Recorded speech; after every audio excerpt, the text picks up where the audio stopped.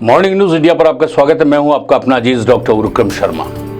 राजस्थान को रजवाड़ों का राज्य माना जाता है। राजस्थान का पहले नाम आपको पता भी होगा कि राजपूताना कहा जाता था। राजस्थान के अंदर राजपूतों का शौर्य, वीर गाथा, आत्मसम्मान, स्वाभिमान को लेकर एक बड़ा राजस्थान का नाम है और आज भी इसी कारण से राजस्थान के बलिदान को याद किया जाता है, राजस्थान के शौर्य को याद किया जाता है, राजस्थान के सतीत्व को याद किया जाता है। यही तभी संभव है क्योंकि राजस्थान के अंदर राजपूत काफ़ी अहम भूमिका निभाते हैं। राजपूतों को नकारने के बाद किसी भी भारतीय जनता पार्टी या कांग्रेस कोई भी सरकार बनाने में सक्षम नहीं है। राजपूतों का कोई भी एक ऐसा बड़ा नेता फिलहाल नजर नहीं आता है जिसके कहने के ऊपर राजपूत समाज पूरी तरीके से बढ़ जाए, वो वोट किसी एक पार्टी के फेवर में कर जाए।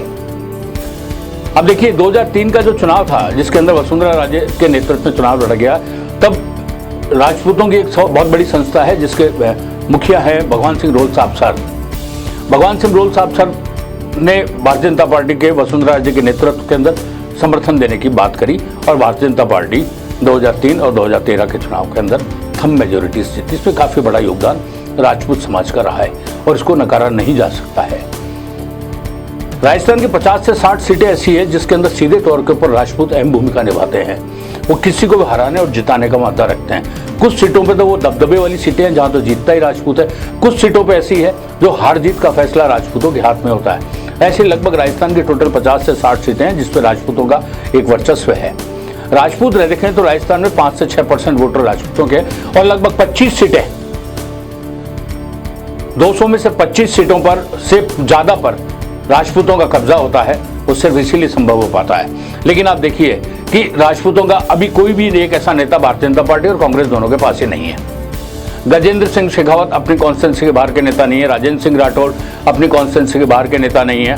राज्यवर्धन सिंह राठौड़ जो पूरी तरीके से जिंदगी भर अपनी फौज में सेवाएं दी, वो नेता नहीं है। वसुंधरा राजे अपने आप को 36 कौम के नेता कहती है।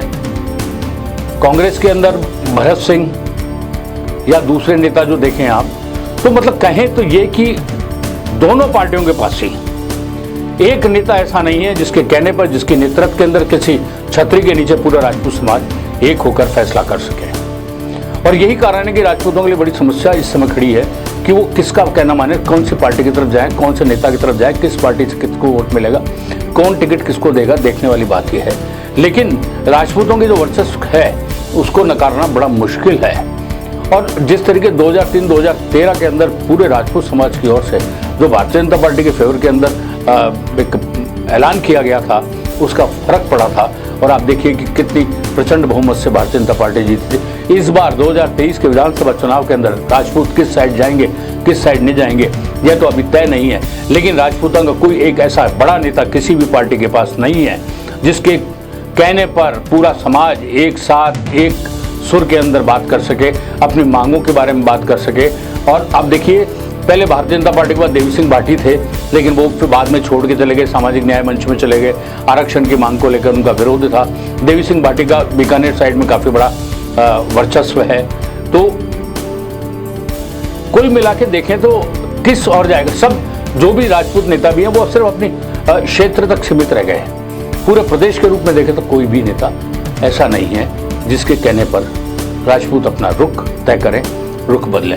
बहरहाल कुछ भी हो, लेकिन राजस्थान की 25 से 30 सीटों के बीच में राजपूत अपना दमखम रख के सीट जीत कर आते हैं और 50 से 60 सीटें लगभग ऐसी है जिस पर राजपूत समाज दबदबा रखता है, हारने और जिताने का मादा रखता है। और ये अच्छे को करके भी बताया है कि यदि किसी पार्टी ने किसी अच्छे राजपूत नेता की अवहेलना की तो उसने निर्दलीय ही मैदान में उतरकर दस्तक दी और वो निर्दलीय ही चुनाव जीत कर भी आया। ये ऐसे एक नहीं, कई नेता ऐसे हैं दोनों ही पार्टियों में। बहरहाल देखते हैं, लेकिन राजस्थान का चुनावी जंग बहुत इस बार अद्भुत होगा, अनोखा होगा। और देखने वाली बात है कि राजपूत समाज का कोई एक नेता नहीं तो राजपूत समाज के वोट भारतीय जनता पार्टी के खाते में ज़्यादा जाएंगे या कांग्रेस के खाते में ज़्यादा जाएंगे या पूरे वोट एक ही पार्टी के खाते में जाएंगे या क्या होगा।